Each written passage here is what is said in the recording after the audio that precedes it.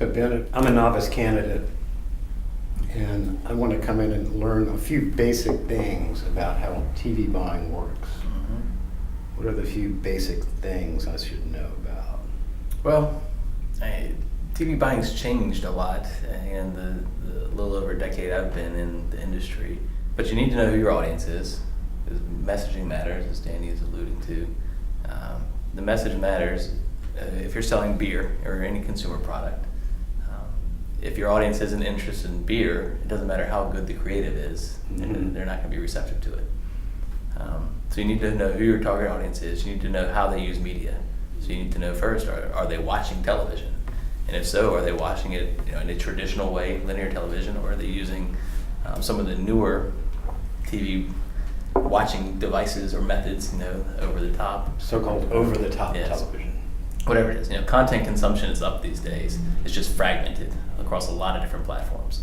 So it's our job to figure out, how our respective target audiences are using media, and then inform the client the best way to spend their money. If you're a novice campaign coming to us and asking our advice, money's a factor. The more fragmented the media landscape gets, the more costly it could potentially get if you have to buy digital and radio and linear TV and OTT and you name it. So money matters. Geography matters. The smaller the campaign, the smaller the geography that you need to reach, the smaller the target audience you need to reach. But if you're running a statewide campaign, then you need more media markets, more media types.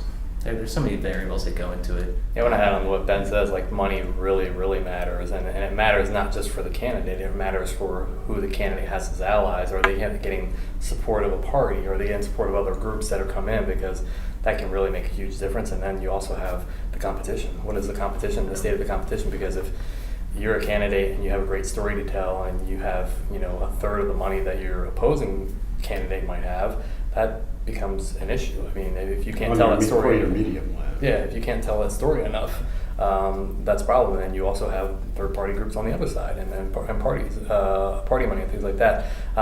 At the local level, that doesn't get to be as big of a problem at the state senate level, state assembly level, but it can be. And the more money you have, the more you're able to kind of break outside of a very, very small, tightly whelmed media plan to actually kind of doing some things that might reach a larger audience and might actually allow you to tell your story better and more. I think the irony of our industry is that we have jobs and we're in business because there are differences of opinion in politics. And when that happens, there are close races. The best case scenario for us in terms of business is that polling is 51-49, because that's a tight race where people have to advertise to influence the outcome. And both candidates are rich. Right.